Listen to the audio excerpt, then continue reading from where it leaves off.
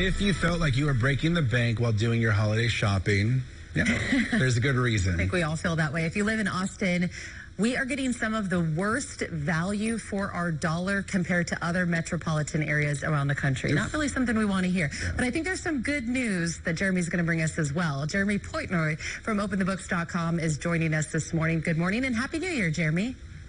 Good morning, Allison and John Carlos. Happy New Year.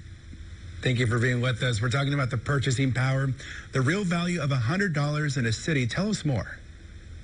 So in the Austin area, if you have $100 in your pocket, that's going to buy you $101.21 worth of goods and services. That's according to the Department of Commerce. That sounds pretty good. It doesn't actually compare too well to the rest of Texas. It's better than Dallas and Fort Worth. They're only getting about $97 for their money. But cities like San Antonio are getting $105 of value. And then smaller areas like Cameron County, Texarkana City, those are getting all the way up to $117 of value just for a $100 bill. Jeremy, we were chatting earlier. We're not the worst in the country, at least.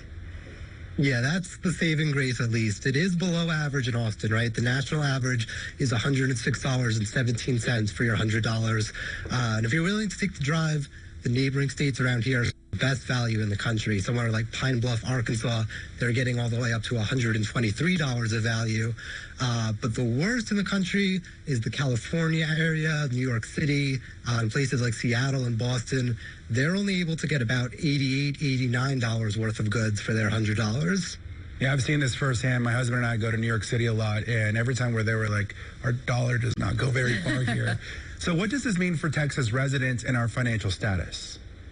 So we know that in 2023, Texas had the biggest net migration in the country, right? There were 133,000 more people that moved here from other states than that left.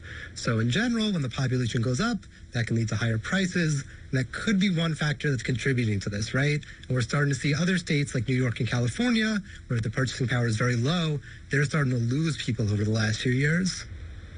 So, Jeremy, how long can we expect this trend to continue?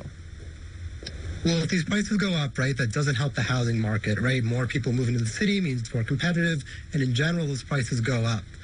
We have the latest data from the Tax Foundation that shows that in Travis County, the median property tax payment is over $7,000. That's compared to the national average of below $2,000. So that's a big payment. We have surveys from the Census Bureau that show that 35% of Americans that move, they do so to find cheaper housing. So it's possible all these increasing prices could slow the population growth over the next few years. We'll see if that's the case. Yeah, interesting. Yeah, some great information there. Thank you, Jeremy. Thank you for being with us this morning. Thank you. I'll see you next week. We will. And you can find all these reports at OpenTheBooks.com.